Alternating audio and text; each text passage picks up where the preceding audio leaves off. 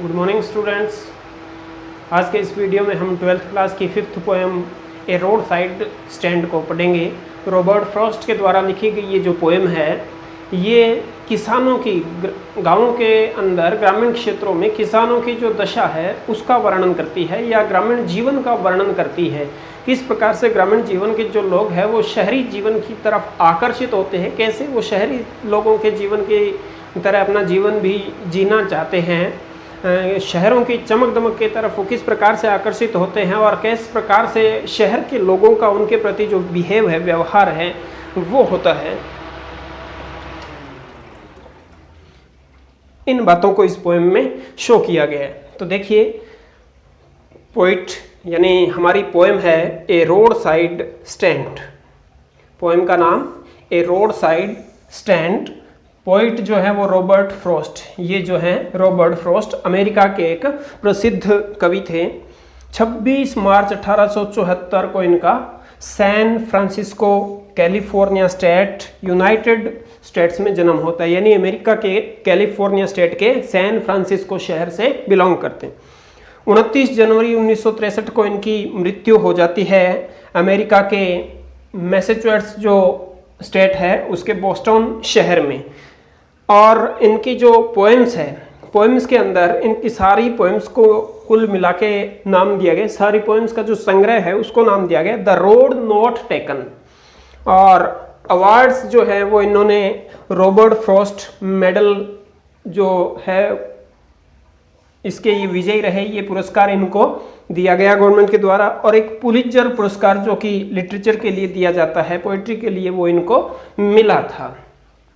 तो अब Robert Frost ने हमारी 12th क्लास के लिए जो पोएम लिखी है, या यूँ कहें कि 12th क्लास में जो पोएम ली गई है इनकी, वो हम आगे देखते हैं।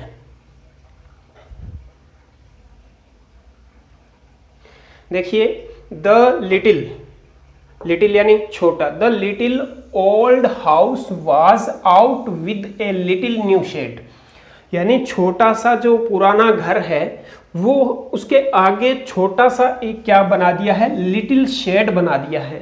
यानी रोड के किनारे किसानों के जो घर हैं वो बने हुए हैं, उस घर के आगे उन्होंने दुकान टाइप एक शेड तैयार कर दिया है जिसमें वो अपनी फसल या सब्जियां, फ्रूट्स वगैरह जो है उनको वो बेचते हैं।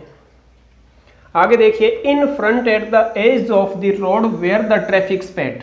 अब रोड के किनारे पर इस शेड के सामने जहां ट्रैफिक दौड़ता है, स्पीड का मतलब तेज गति से दौड़ना। A roadside stand that too pathetically pled.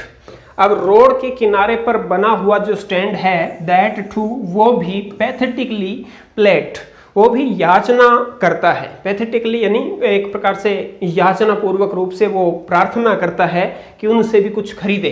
अब यहाँ पर ए रोड साइड स्टैंड याचना करता है, रोड साइड स्टैंड याचना नहीं करता। यहाँ पर याचना कौन करता है? यहाँ पर रोड साइड स्टैंड में बैठा हुआ जो किसान है वो याचना करता है कि कोई गाड़ी आए, उसकी दुकान के आगे रुके और उनसे कुछ खरीदे।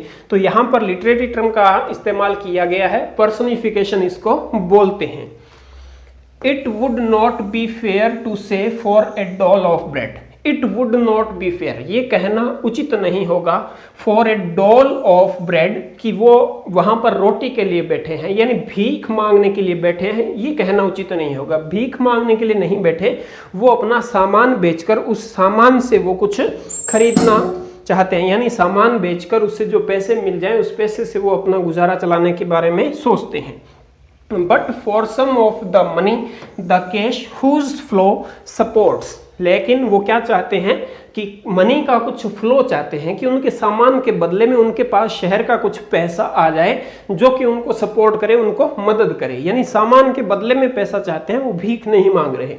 The flower of cities from sinking and withering faint, जो कि शहर रूपी जीवन का जो मुरझाता हुआ फूल है उसको बचा सके, यानी पैसे का फ्लो।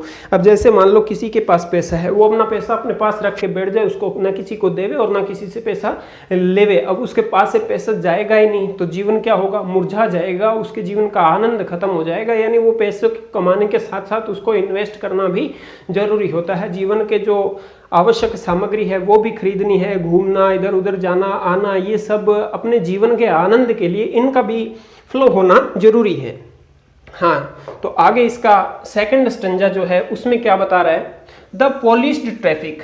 अब इन दुकानों के, इन शेड के आगे से गुजरता हुआ जो पॉलिश्ड ट्रैफिक है, पॉलिश्ड का मतलब चमकता हुआ ट्रैफिक, यानी गाड़ियों के अंदर बैठे हुए चमकते सूटों वाले जो लोग हैं, विद ए माइंड अहेड, वो माइंड यानी इन शेड की तरफ दिमाग दिए बिना ही निकल जाते हैं।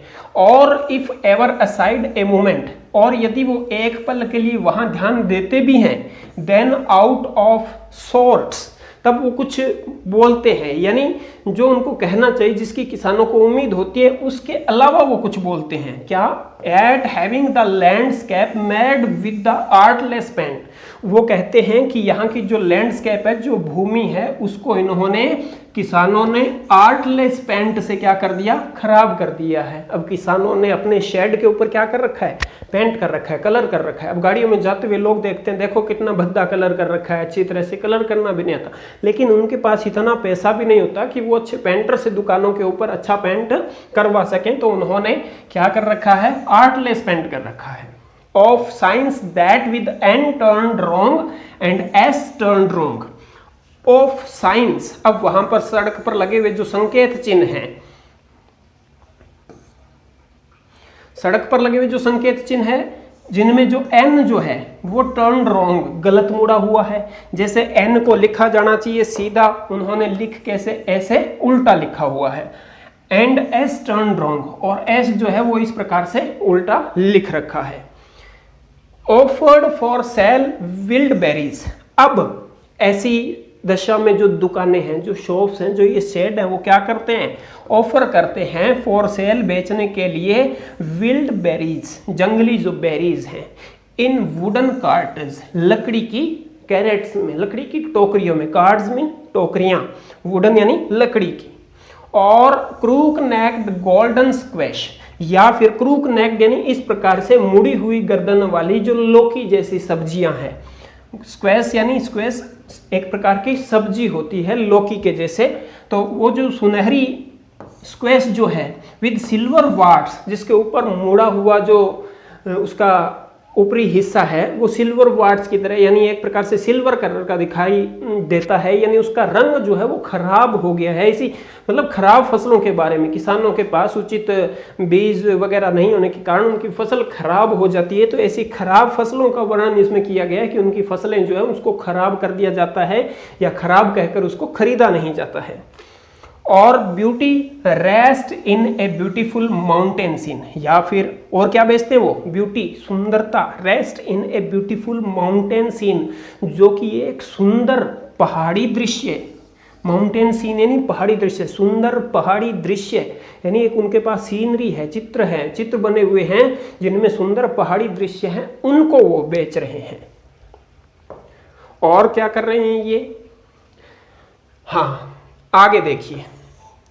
अब कभी जो है लोग आते हैं, उनका सामान नहीं खरीदते हैं, उनके ऊपर अलग प्रकार से टिप्पणियां करते हैं कि रंग खराब कर रखा है, दुकानों को खराब कर रखा है, रोड की जगह खराब कर रखी है, ऐसा वो कहते हैं। तो कभी गुस्सा हो जाता है, गुस्से में वो कहता है यू हैव द मनी, तुम्हारे पास पैसा है, बट लेकिन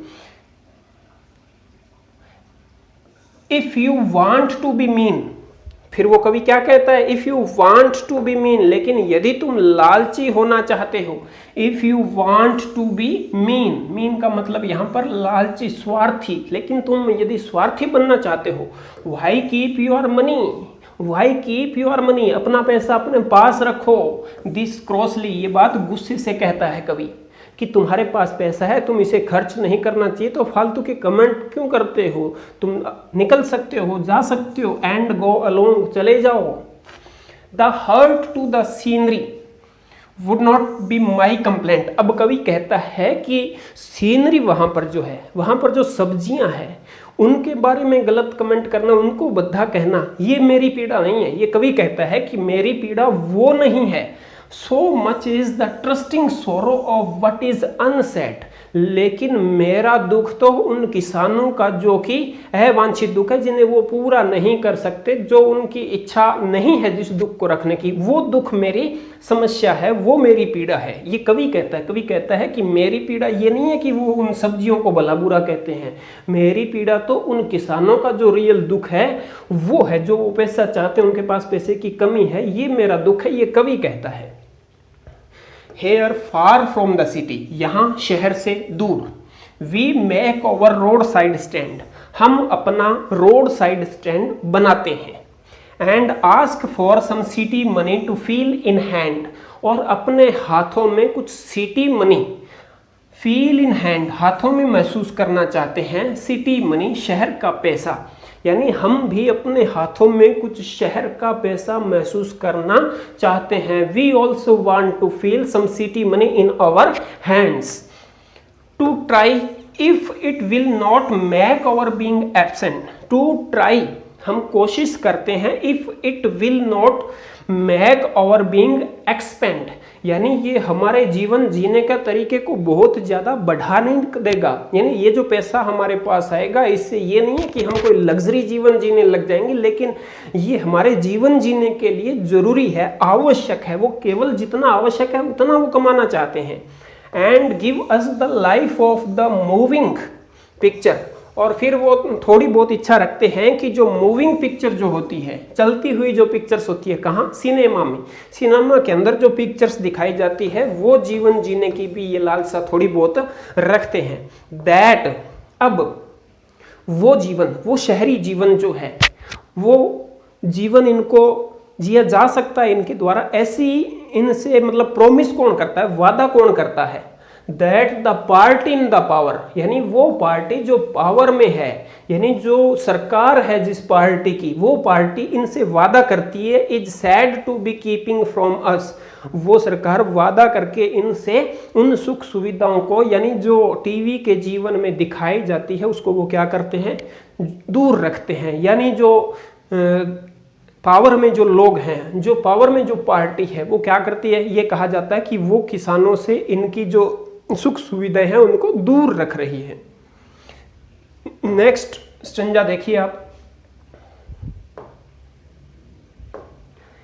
it is in the news that, it is in the news that, जैसा कि अब समाचारों में न्यूज में दिखाया जाता है, दीज पिटीफुल किन बेचारे लोग, कि ये बेचारे लोग are to be bought out and mercifully gathered in to living in village. अब क्या किया जाता है? ये जो लोग हैं, इन लोगों को मतलब शहर का जीवन जीने के लिए, शहरी जो जीवन है या जो वहाँ का शहरों का जो अच्छी रौनक वाला जो जीवन है, चमकता वो जो जीवन है, वो जीवन जीने के लिए थिएटर के आसपास के जो लोग हैं, स्टोर के आसपास, दुकानों के आसपास रहने वाले जो लोग हैं, उनसे क्या वादे किए जाते हैं चुनाव के बाद? कि आप यहाँ से खड़े होकर आपको दूसरी जगह, अच्छी जगह दी जाएगी, आप ये जगह छोड़ दीजिए, ऐसे उनसे वादे किए जाते हैं, लेकिन उन वादों को फिर पूरा नहीं किया जाता है। ये इस कवि की पीड़ा है। Where they would not have to think for themselves anymore, अब इनको एक स्थान से दूसरे स्थान पर स्थानांतरित करके वहाँ पर ले जाया जाता है, और फिर वहाँ पर इनको अपना दिमाग, ये क्या लिखा है? Where they would not have to think, जहाँ पर उनको सोचना नहीं होता है, फॉर देमसेल्व्स एनीमोर, अपने आप में कुछ भी ज़्यादा नहीं सोचना होता है। अब दूसरे मान लो मजदूर है कोई, वो किसी दूसरे व्यक्ति के पास या सेठ के पास मान लो काम करता है, तो वहाँ पर अपना दिमाग नहीं लगा सकता, वहाँ पर जो उसको मैनेजमेंट कहता है या जो सेठ जो बात उनको कहता है वो काम उनको करना पड़ता है। वहाँ जाकर वो स्वयं के मालिक नहीं रहते, अपने नहीं सोच सकते। अब आगे देखिए, ये जो व्यक्ति जो जैसे थिएटर के आसपास रहने वाले, दुकानों के आसपास रहने वाले जो लोग होते हैं, या ग्रामीण जीवन में जो काफ़ी गरीबी में जीवन जीने वाले जो लोग होते हैं, उनसे वादा करने वाले कौन होते हैं? While greedy good wishers. अब यहाँ देखिए दो बातें कही है, एक तो इनको ग्रीडी बताया है और एक गुड डोयर्स बताया है, लालची भी बताया है, और अच्छे कर्ता भी बताया कि अच्छे काम करने वाले हैं और लालची भी हैं, यानी काम अच्छा करेंगे। अब उन लोगों को जैसे मान लो थिएटर के आसपास खाली पड़ी जगह में रहने वाले लोग होते हैं, उनको वहां से दूसरी जगह शिफ्ट कर दिया, अच्छे मकानों में ले गए उनको, लेकिन किस लिए? अपने फायदे के लिए वो लेके गए हैं, वो स्वार्थी हैं। इसलिए बेनिफिशेंट बीट्स ऑफ प्रे, वे केवल इन लोगों को क्या करते हैं? शिकार बनाते हैं। Swarm over their lives enforcing benefits, लाभ कमाते हुए स्वार्म झुंड में घूमते हैं, ओवर देयर लाइव्स, उनके जीवन के चारों तरफ। अब वो वहां पर लोगों को स्थापित करने के बाद उनके जीवन के चारों तरफ वो घूमते रहते हैं अपने लाभ के लिए। That are calculated to soothe them out of their wits, अब उनको अपना दिमाग काम में नहीं लेने दिया जाता कि आपको कुछ भी सोचना नहीं है, जो हम कहते हैं वही आपको करना है।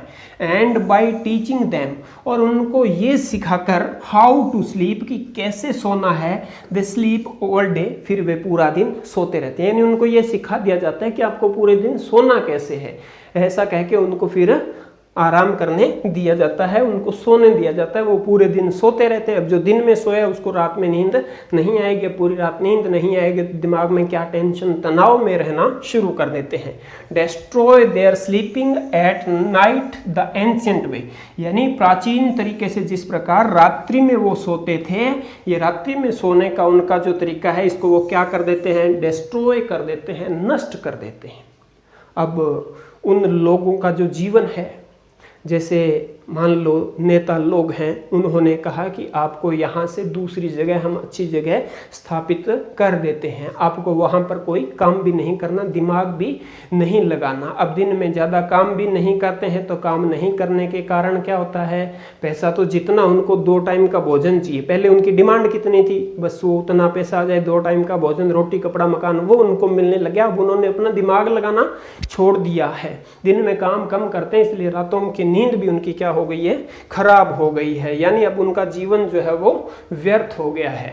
आगे देखिए, समटाइम्स, कई बार, I feel myself can hardly bear, sometimes कई बार, आई फील मैं महसूस करता हूं, माई सेल्फ अपने आप को, आई कैन हार्डली बियर कि मैं बड़ी मुश्किल से सहन कर पाता हूं। किस बात को? The thought of so much childish longing, longing होती है इच्छा, लॉन्ग फॉर यानी इच्छा करना होता है, लॉन्ग फॉर मीन होता है इच्छा करना, लॉन्गिंग यानी इच्छा, कि जो बच्चे जैसी ये इच्छा है, जैसे सुख प्राप्त करने की जो कैसी इच्छा बताया कवि ने, कि बच्चा जिस प्रकार से खिलौने की या कई मिठाइयों की, स्वीट्स की इच्छा करता है, उस प्रकार से उनकी ये जो इच्छा है ये व्यर्थ है, इन वैन, ये इच्छा क्या है उनकी? व्यर्थ है। कवि इस इच्छा को व्यर्थ बताता है। The sadness that lurks near the open window there, अब वापस आप वहां आइए, रोड के किनारे जो बने हुए शेड हैं, वहां की जो उदासी है, द सैडनेस, जो उदासी, दैट लर्क्स, जो झूमती है, इधर उधर चलती रहती है, घूमती रहती है, नियर द ओपन विंडो, खुली हुई खिड़की के पास, दैट वेट्स ऑल डे, जहां पर वो खुली हुई खिड़की यानी दुकान का जो शेड है, जो शेड की बाहर की तरफ खुली हुई खिड़की है, दैट वेट्स ऑल डे, जो कि पूरे दिन इंतजार करती है, इन ऑलमोस्ट ओपन प्रेयर, लगभग खुली रहकर वो क्या करती है? प्रेयर करती है, प्रार्थना करती है, for the squeal of brakes, squeal का मतलब चिल्लाने की, चिल्लाहट की आवाज़, जैसे ब्रेक लगाते हैं गाड़ी के, तो जो चिल्लाने की, गाड़ी के टायरों की जो आवाज़ होती है, ब्रेक की जो आवाज़ होती है, उसको वो सुनने के लिए लालायित रहते हैं। The sound of A stopping car, जो कि कार के रुकने की आवाज़ होती है।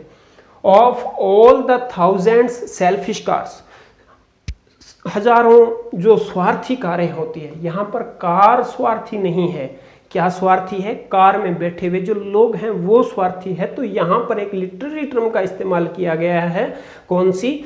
पर्सनिफिकेशन का इस्तेमाल, यानी किसी निर्जीव वस्तु को व्यक्ति बताया जाता है, तो वो क्या कहलाता है? Personification. That pass just one to inquire what a farmer's price are, of all the thousands selfish cars, हजारों स्वार्थी कारों में से, दैट पास जो वहां से गुजरती है, जस्ट वन केवल एक कार, टू इंक्वायर वो भी पूछताछ करने के लिए, what a farmer's price are कि एक किसान का मूल्य क्या है, यानी किसान की जो वस्तुएं हैं उनका मूल्य क्या है, केवल ये पूछने के लिए वो रुकता है। एंड वन डिड स्टॉप, और दूसरा व्यक्ति जो है वो रुकता है, but only to plough up grass, लेकिन केवल वहां लगी हुई घास को रौंदने के लिए, यानी दूसरा व्यक्ति वहां पर रुका है वो घास को रौंदने के लिए, यानी उसने ब्रेक लगाई तो ब्रेक लगाने से क्या घास रौंदी जाती है और फिर वो वहां से मुड़कर वापस जाता है, तो मुड़ने से भी क्या होती है, घास का नुकसान होता है, तो वो भी केवल घास को प्लो अप करने के लिए रुका है, किसान का कोई सामान खरीदने के लिए नहीं रुका। In using the yard to back and turn around, यानी उस यार्ड को, उस आंगन को, दुकान के आगे का जो आंगन है उसको केवल यूज करने के लिए, किस काम के लिए, वापस मुड़ने के लिए, यूज करने के लिए वो रुकता है। एंड अनदर, एक व्यक्ति और आता है, अब किसान की दुकान है उस पर एक व्यक्ति आया, उसने क्या पूछा, भाव पूछा, दूसरा व्यक्ति आया केवल गाड़ी रोकी और वापस मोड़ के ले गया, घास को तोड़ने का काम किया, तीसरा व्यक्ति और आता है। And another to ask the way to where it was bound, तीसरा व्यक्ति टू आस्क द वे रास्ता पूछने के लिए आता है, to where it was bound कि ये किस तरफ जाता है, तीसरा व्यक्ति ये आता है कि रास्ता किस तरफ जाता है, यानी किसी साइड का रास्ता पूछने के लिए आता है। एंड अनदर टू आस्क, और एक और व्यक्ति आता है वो ये पूछने के लिए, could they sell it A gallon of gas, क्या वे गैस का एक गैलन बेचते हैं, यानी गैस का कोई सिलेंडर रखते हैं। अब किसान है वहां वो सब्जी बेच रहा है, रोड के ऊपर लगी हुई दुकान है, वहां पर सिलेंडर बेचे जाते हैं क्या, दे कुड नॉट, तो किसान क्या कहता है, वे इसे नहीं बेचते हैं, यानी किसान जो है कभी कहता है कि किसान गैस थोड़ी बेचते हैं, गैस सिलेंडर रख के थोड़ी बैठे हैं। दिस क्रॉसली, ये बात कवि क्या कहता है, गुस्से में आके कहता है कि यहाँ कोई गैस रखने के लिए बैठे हैं हम, दे हैड नन, उनके पास नहीं है। फिर किसान भी गुस्से में नाराजगी से क्या कहता है कि उनके पास नहीं है, डिड नॉट इट सी, तुम्हें दिखाई नहीं देता ये गैस की दुकान नहीं है। हाँ, तो इससे आगे का स्टंजा हम देखते हैं। आगे का स्टंजा देखिए, नो नहीं, इन कंट्री मनी, देश का जो पैसा है, the country scale of gain, country का जो प्राप्त करने का जो स्केल है, जिस जो मापदंड है, जो पैमाना है, the requisite lift of spirit has never been found, उसमें मतलब किसी इस प्रकार के जो व्यक्ति होते हैं इनको ऊपर उठाने के, यानी किसानों को या रोड के किनारे ये जो सामान बेचने वाले होते हैं इनके स्तर को ऊपर उठाने के लिए किसी प्रकार का कोई पैमाना नहीं है। और so the voice of the country seems to complain, और सो, और इस प्रकार the voice of the country, देश की आवाज, सीम्स लगती है, टू कंप्लेन शिकायत करती हुई, इसलिए देश की जो आवाज है, किसानों की जो आवाज है वो शिकायत करती है। I can not help owning the great relief it would be to put these people at one stroke out of their pain. आगे कवि क्या कहता है वो देखिए, I can not help owning the great relief, मैं उनको इस प्रकार से जो पूरी तरह से आनंद है, जो रिलीफ है, आराम है, वो प्रदान नहीं कर सकता। इट वुड बी, काश ऐसा होता, कवि क्या कहता है, काश ऐसा होता, to put these people at one stroke out of their pain, to put these people, इन लोगों को निकाल देता, एट वन स्ट्रोक, एक ही बार में, आउट ऑफ देयर पेन, उनके दर्द से। फिर कवि कहता है कि काश ऐसा होता कि मैं इन लोगों को एक ही बार में इनके दर्द से बाहर निकाल देता। And then next day, and then next day, और फिर अगले दिन, दूसरे दिन, as I come back into the sane, sane का मतलब जागने की अवस्था या मूर्छित अवस्था से जो है वापस मतलब चेतन अवस्था में आना, उसको कहते हैं sane. As I come back into the sane, जैसे ही मैं वापस जागता, I wonder how I should like you to come to me, I wonder, मुझे आश्चर्य हो, how I should like you, कि मैं तुम्हें कैसे देखूं, टू कम टू मी, कि तुम मेरे पास आए हो, कि मैं तुम्हें देखूं कि तुम मेरे पास चलकर आए हो। कवि कहता है किसानों को कि ऐसा होता कि मैं सोया हूं और दूसरे दिन जब सुबह जागूं तब सारे किसान जो है, ये लोग जो हैं झुग्गी झोंपड़ियों वाले, ये मेरे पास आए और क्या कहें, and offer to put me gently out of my pain, और धीरे से मुझे ये कहें कि हमने तुम्हें तुम्हारे दर्द से बाहर निकाल लिया है। अब कवि का दर्द क्या है, इन लोगों की जो समस्या है, लोगों की जो परेशानी है, इन किसानों का जो दर्द है वो कवि का दर्द है। और कवि कहता है कि ये लोग आकर मेरे को कहेंगे कि हमारी सारी समस्याएं खत्म हो गई है, हमारी समस्याओं को सुनने वाला आ गया है, तो वो क्या करेंगे, वो माई पेन यानी मुझे मेरे दर्द से बाहर निकाल देंगे। यानी कवि का जो दर्द है वो समाप्त हो जाएगा, इन किसानों की जो पीड़ा है वो कवि कहता है कि फिर समाप्त हो जाएगी। इसी के साथ हमारी ये जो पोएम है कंप्लीट हुई, इसका हिंदी ट्रांसलेशन पूरा हुआ। अभी हम इसमें पढ़ेंगे इस पोएम के जो इम्पोर्टेंट जो वर्ड मीनिंग्स हैं उनको हम देखते हैं। तो इम्पोर्टेंट वर्ड मीनिंग्स कौन कौन से हैं, चलिए वो देखते हैं।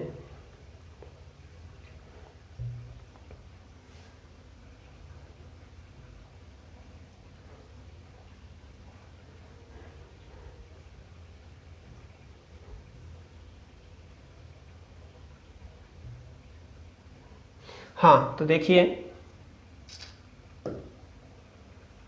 पैथेड स्पैड, सबसे पहले देखिए स्पैड, स्पैड यानी क्रॉसिंग विद हाई स्पीड, तेज गति के साथ क्रॉस करना, तेज दौड़, डैश या स्पीड कहते हैं इसको, डैश या स्पीड। पैथेटिकली, पैथेटिकली का मतलब होता है आग्रह पूर्वक, अर्नेस्टली, आग्रह पूर्वक या अर्नेस्टली, सिंसियरली, इंटेंटली, पैथेटिकली आग्रह पूर्वक। प्लेड, प्लेड का मतलब याचना करना, निवेदन करना, pleaded, requested, submit, tender, address, ये सारे इसके सिनोनिम हैं।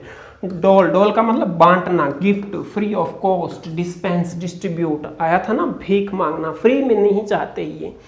सिंकिंग, सिंकिंग का मतलब डूबना, डुबकी, ड्राउनिंग, ड्राउनिंग जो है वो इसका मीनिंग है। आगे इसमें देखिए आप विदरिंग, क्या वर्ड आया है, विदरिंग। विदरिंग का मतलब मुरझाना, नष्ट होना, विदर, WITHER, विदर से बना है, विदर मीन होता है मुरझाना। डेके, गेटिंग बैड या डेस्ट्रॉय रिंग। बाकी आगे के वर्ड्स दे रखे हैं, वर्ड दिया हुआ है इधर, इसका इंग्लिश में मीनिंग, हिंदी में मीनिंग, और फिर ये सिनोनिम दे रखे हैं। सिनोनिम, ये जो इंग्लिश मीनिंग है ये भी इनके सिनोनिम्स हैं, एक बार इनका आप स्क्रीनशॉट ले सकते हैं और फिर इनको लर्न कर सकते हैं। 17 तक हो गए, 17 से आगे मैं आपको बता रहा हूँ।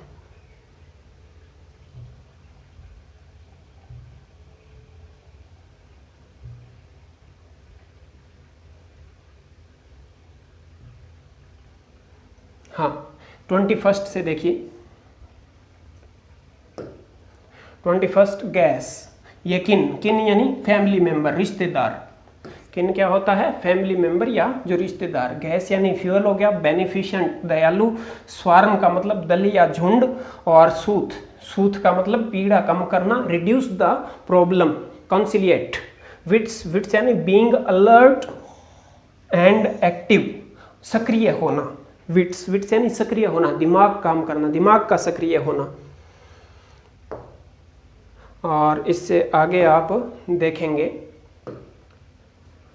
बियर, बियर का मतलब टॉलरेट, सहन करना, बियर यानी सहन करना, टॉलरेट मीन भी सहन करना, एंड्योर, सफर या लास्ट मीन भी सहन करना। लॉन्गिंग, लॉन्गिंग यानी इच्छा, डिजायर, विश, मुराद, परपोर्ट, ऑब्जेक्ट या tenor. In vain, in vain यानी व्यर्थ में, बेकार में, नॉट सक्सेसफुल, वेस्ट या वर्थलेस। लर्क का मतलब घूमता है, स्प्रेड्स, मूव्स क्लोज बाय या ट्रेवल।